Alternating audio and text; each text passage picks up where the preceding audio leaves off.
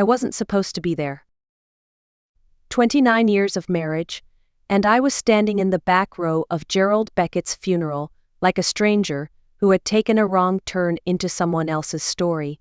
The chapel at St. Luke's was overflowing. City officials, architects, contractors, even local reporters, all gathered to mourn the man who had redrawn half the skyline of Western Oregon.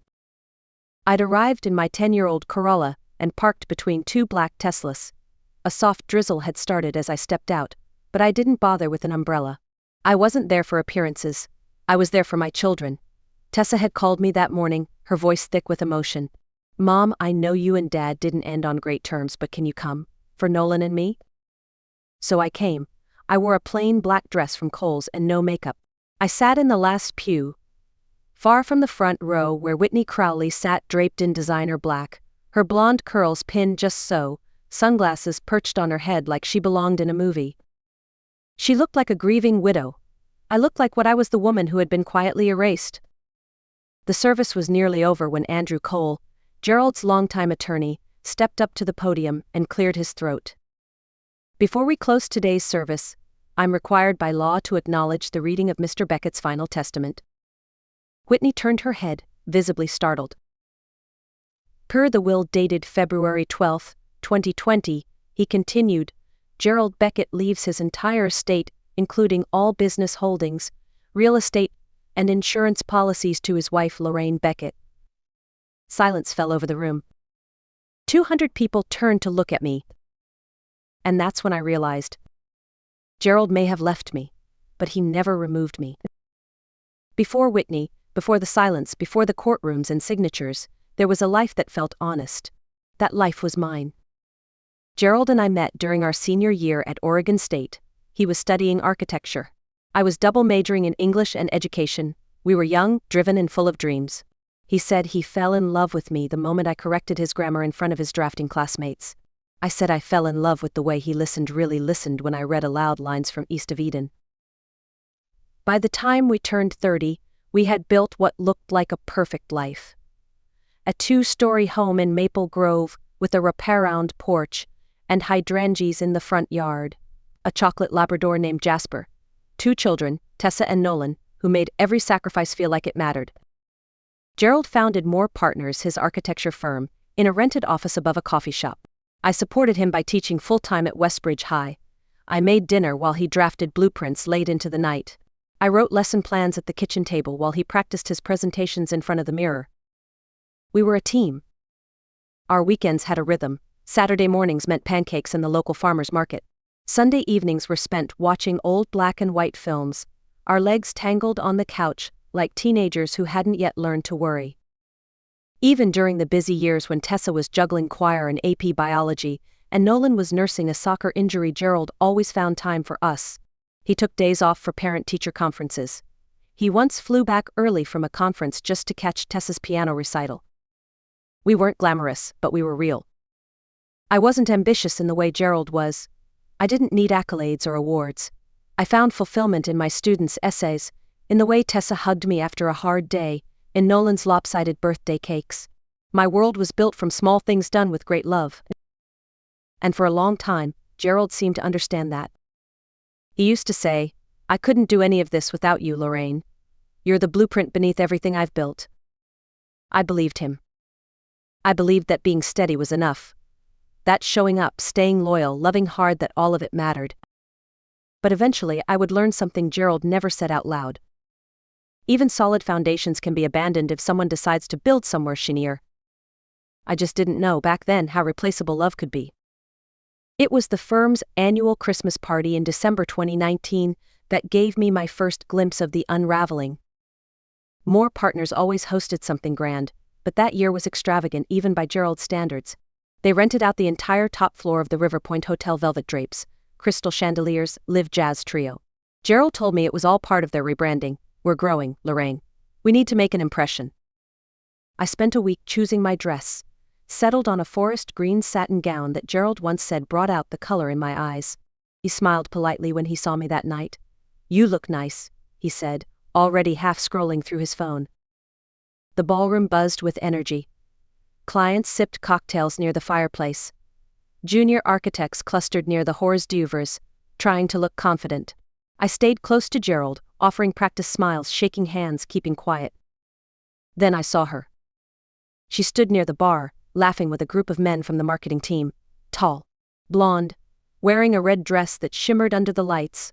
Her laugh rang out like she had every right to take up that much space. "That's Madison Tate," Gerald said when he saw me looking. "She's our new branding consultant. Just came in from Chicago. Real sharp. Harvard MBA. She's helping us reposition the firm for national contracts." I nodded. "She seems charismatic." "She's brilliant," he replied, a little too quickly.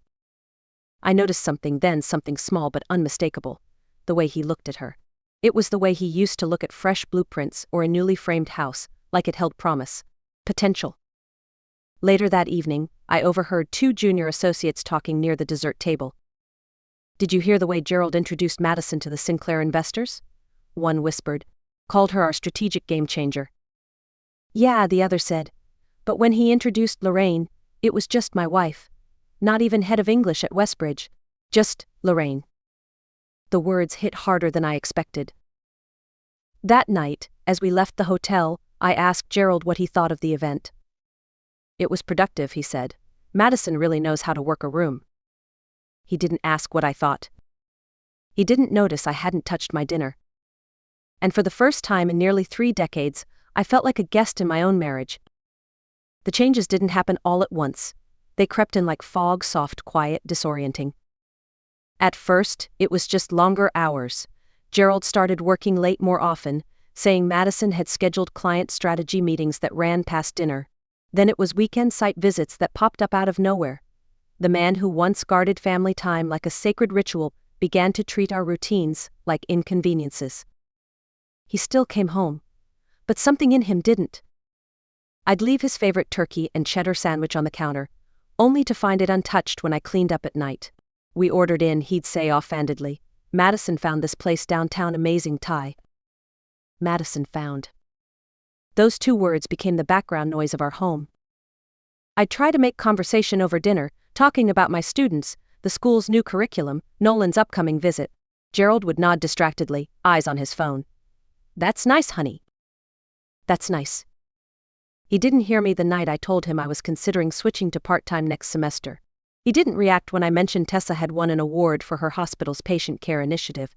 He didn't even flinch when I jokingly said, "I'm thinking of quitting teaching and becoming a circus acrobat." "That's nice, honey." I smiled at the wall behind him. If I didn't, I'd cry. The weekends, once ours, belonged to someone else now. He'd leave early, claiming urgent meetings with developers. I'd make pancakes anyway, eating alone while his voice drifted from the office downstairs, full of laughter and energy tones I hadn't heard directed at me in months. But the final blow came during Tessa's birthday dinner. We'd gone to her favorite bistro to celebrate her new position as senior nurse. She was radiant, glowing with excitement. "Dad, what do you think about the new family liaison program I'm implementing?" she asked, her eyes hopeful. Gerald's phone buzzed. He glanced down, typed something quickly. "Sorry, what was that?" Tessa repeated herself. "That's great, sweetheart," he said absently, thumbs still moving. "Madison just sent me the site layout for the Morrison deal. I need to approve it tonight." I watched Tessa's joy deflate like a balloon. And I realized then, he wasn't just ignoring me. He was disappearing from all of us. One unread message at a time. I didn't leave in a blaze of anger. There were no screaming matches, no slammed doors, no grand declarations. I left quietly. It was a Tuesday night in early spring. Tessa had gone back to the city. Nolan was still at school. Gerald was in his office downstairs, on another call with Madison. I stood outside the door for a moment, listening. "You challenge me," he said, his voice low but clear. "Lorraine's a good woman, but she's comfortable. Predictable. You make me better." I didn't cry. I didn't knock. I just turned and walked upstairs. I packed 1 suitcase clothes, my teaching binders, a few framed photos of the kids. I grabbed my birth certificate and passport from the filing cabinet, along with my grandmother's locket and the checkbook for the account he hadn't frozen yet. I wrote a note on the back of a grocery receipt. "I won't be the woman you settle for while you build a future with someone else. I deserve more than being managed kindly. Goodbye." I left it on his pillow. At 6:45 the next morning, I kissed the top of Tessa's sleeping head, wheeled my bag out to the car, and drove away. I didn't have a plan, just a storage unit, a tiny studio apartment across town, and the hope that if I got far enough away, I might hear myself think again. The apartment was barely 500 square feet. A Murphy bed, a kitchenette, windows that faced a red brick wall, but it was mine. The silence was sharp. No footsteps overhead, no back door slamming, no low murmur of Gerald's voice on calls that didn't involve me. At first, I filled the hours with old movies and tea that went cold too fast. I tried journaling. I deleted half my contacts. I spent an afternoon rearranging 3 pieces of furniture just to feel like I was doing something. I had spent 29 years being someone's wife, someone's mother, someone's afterthought. Now, for the first time in a long time, I was just Lorraine. And I had no idea who that even was. It was Tessa who convinced me to clean out the storage unit. "Mom, you're paying $50 a month to store Christmas decorations you haven't touched since 2018, she said one Saturday, placing a grocery bag of fresh fruit on my counter. "Let's just go through it.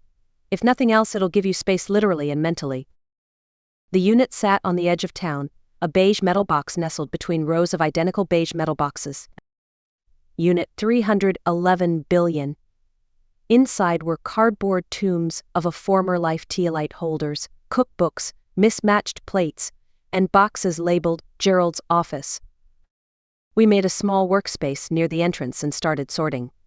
I was about to toss one entire box into the donation pile when Tessa opened it and pulled out a black leather portfolio. "Do you recognize this?" she asked. I did. Gerald's important documents folder. It used to live in the bottom drawer of his desk. Emergency contacts, legal forms, things we rarely touched. Tessa opened it. "There's something in here with your name on it." She handed me a thick envelope with a law firm's letterhead, Rhodes Avery. Estate Planning Division. My heart thudded as I pulled out the pages. At the top, Last Will and Testament of Gerald Allen Beckett. Dated February 12, 2020. To my beloved wife Lorraine Beckett, who has been my constant through every challenge and the foundation of every success. I read the words over and over, unable to breathe. Gerald had left me everything: the business, the house, the insurance, the properties. He had never changed his will. Not even after I walked away. "Mom," Tessa said, her voice soft but certain, "this will is still valid. He never updated it." And just like that, a door I thought had closed forever creaked open again. Only this time I wasn't walking back through it as someone's wife. I was stepping forward as someone who finally remembered her worth. We met with Andrew Cole the following Tuesday at a quiet coffee shop tucked between a bookstore and a dry cleaner. It was the kind of place where time moved slower and people spoke in lowered tones. Andrew spread the will out on the table with the care of someone handling something sacred. "This document," he said, tapping the top corner, "is legally binding. Unless Mr. Beckett filed a newer will with another attorney which, based on our preliminary search, he did not, this remains his final testament." I stared at the signature. The handwriting I knew better than my own. The same loops and flourishes he used when signing birthday cards for the kids. "But we were separated," I said, my voice barely audible. "Separation doesn't void a will," Andrew replied gently. "Only divorce, and your divorce was never finalized. You were still legally married at the time of his death." I glanced at Tessa. Her eyes were already glassy with a strange mix of relief and fury. "Mrs. Beckett," Andrew continued, "if this document stands, you inherit the entirety of his estate, valued conservatively at around $4.5 million, including business assets, real estate, and insurance." The number sounded fictional. But what struck me more was this: Gerald had once seen me, really seen me, in ink, in law, in a statement meant to last beyond life. I sipped my lukewarm coffee and said, "What do I do with this?" Andrew smiled gently. "That depends on what you want, Lorraine." I hadn't been asked that in years. For nearly 3 decades, my wants were footnotes to someone else's plans. But now, with this simple folder on a cafe table, I had the power to rewrite the story. Not just for legal reasons. For my own closure, my own dignity, and maybe, just maybe, my own future. The mediation room at the Pierce County Courthouse was designed to be calming: soft walls, neutral tones, filtered sunlight. But there was nothing calming about sitting across from Gerald for the first time in over 6 months. He wore a navy blue suit that didn't belong to the man I'd once known. It was sleeker, more fitted, paired with a tie that probably cost more than my monthly grocery bill. Madison sat beside him, legs crossed, her expression poised but wary. She didn't smile at me. She didn't need to. Gerald's attorney, a man named Victor Lane, slid a folder across the table. My client is prepared to offer 40% of his retirement accounts, a cash payout for the house, and 4 years of spousal support, he said smoothly. Given the circumstances of the separation, we believe this is a generous and equitable resolution. Andrew Cole didn't flinch. He opened our folder with slow, deliberate hands. Before we consider that, he said, we'd like to submit some documentation for the record. He began with the will. Then came the financial reports: the Beyond lease signed 2 weeks after our separation, the luxury hotel stays billed to more partners, the business line of credit opened without board approval. Then, the photo. Gerald and Madison at a black tie charity event, captioned Power Couple of Design and Branding, dated just 10 days after our mediation began. Madison's hand tightened around Gerald's arm. Gerald shifted in his seat, the way he used to when Nolan asked questions he didn't want to answer. Victor cleared his throat. We're not here to litigate personal matters. No, Andrew said, we're here to ensure Lorraine receives what she's legally and ethically owed.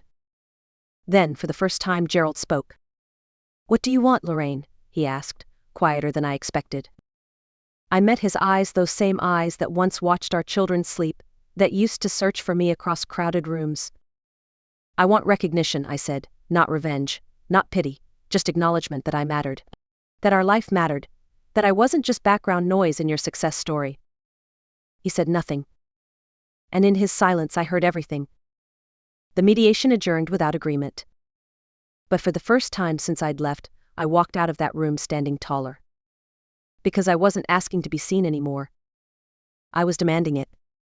3 weeks later, I found myself back in that same silence, but this time, it was in the sanctuary of St. Luke's, surrounded by polished caskets and polite grief.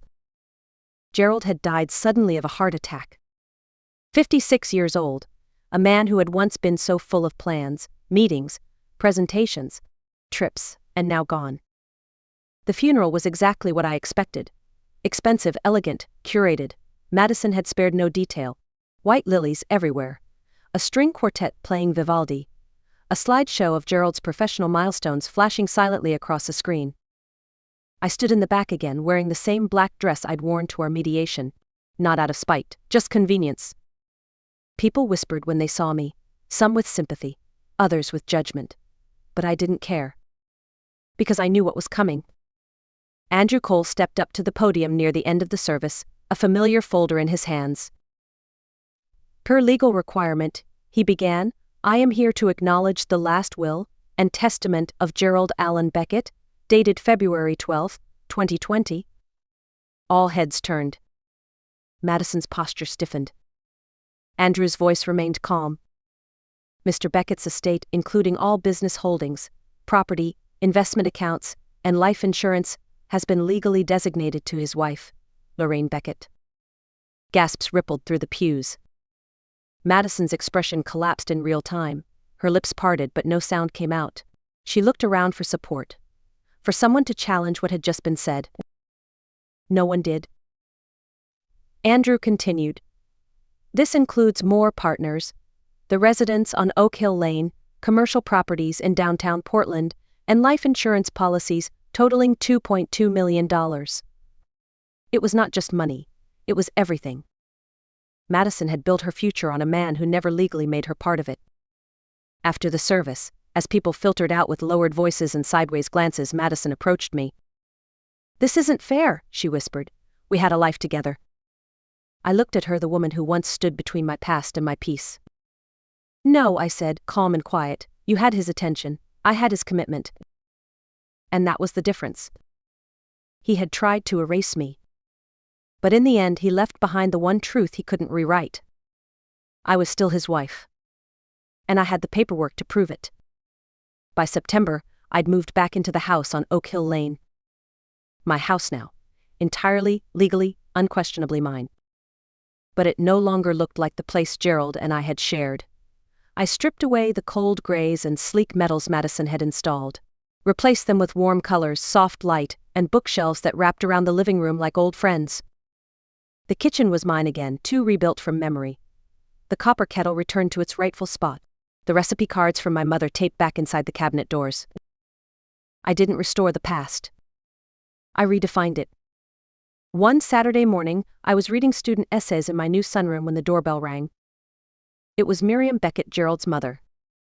She stood on the porch clutching a small leather purse, her expression unsure. "May I come in?" she asked. "Of course," I said, stepping aside. We sat over Earl Grey tea. She looked around, taking in the changes. The lighter curtains. The framed photos of Nolan and Tessa. The absence of Gerald's presence. "It feels like you," she finally said. She reached into her purse and pulled out a folded letter. "Madison's trying to contest the will," she said. "She keeps calling me. Thinks I can sway you." I waited. "I told her," Miriam said, her voice cracking, that if Gerald had wanted her in his future, he would have made it legal. But he didn't. And I'm done pretending otherwise. I nodded slowly. She placed a hand over mine. "You were always the one who understood him, even when he forgot how to understand himself." That afternoon, as she left, I realized the house wasn't just mine by deed. It was mine in spirit. That fall, I returned to teaching. Room 214 at Westbridge High still smelled like dry erase markers and teenage anxiety, but I stood at the front of the class with something I hadn't felt in years: confidence. One student asked me why Gatsby couldn't let go of the past. "Because he thought the past was where he left his worth," I said. "But real value doesn't live back there. It lives in who you become after everything breaks." I wasn't the wife anymore. I wasn't the ex-wife either. I was Lorraine Beckett. Whole, present, and finally visible. Spring arrived slowly that year, as if the earth itself needed time to thaw. In April, I sat in the garden behind my house, Gerald's former fortress, now my sanctuary, watching the tulips open one cautious petal at a time. The same soil where I'd once planted geraniums with Tessa now bloomed under my hands again. Familiar, forgiving. The past no longer held me hostage. That month, Tessa and I booked our first trip abroad together. Italy, a place I'd always dreamed of visiting but never prioritized. There had always been a meeting, a deadline, a business dinner. Now there was only possibility. Before the flight, I stopped by the school to submit my leave form, 2 weeks off. My first vacation in years that wasn't tethered to someone else's schedule. "Good for you, Lorraine," Mrs. Henry, the school secretary, said as she stamped the paperwork. "You deserve it." It was a simple sentence, but for someone who had spent decades waiting for permission to take up space, it meant everything. On the plane, Tessa leaned her head against my shoulder and whispered, "You seem different." "I feel different," I said. "Stronger?" "No," I smiled, "just unafraid." When we landed in Florence, I didn't check email. I didn't scroll through court updates. I didn't think once about Madison Tate or Gerald's will. Instead, I walked cobbled streets, sipped espresso under cathedral shadows, and laughed harder than I had in years. I wasn't running from anything anymore. Because the truth is, Gerald didn't just leave me a business or a house or a bank account. He left me proof. Proof that my life had mattered, even when he'd forgotten. Proof that showing up, loving consistently, and giving without drama had weight. And most of all, he left me the space to reclaim the one thing I hadn't realized I'd lost. Myself. Now, every morning I wake up in a home filled with music, quiet joy, and fresh coffee brewed just the way I like it. Not because someone else expects it, but because I chose it. And that, after everything, is the inheritance I cherish most.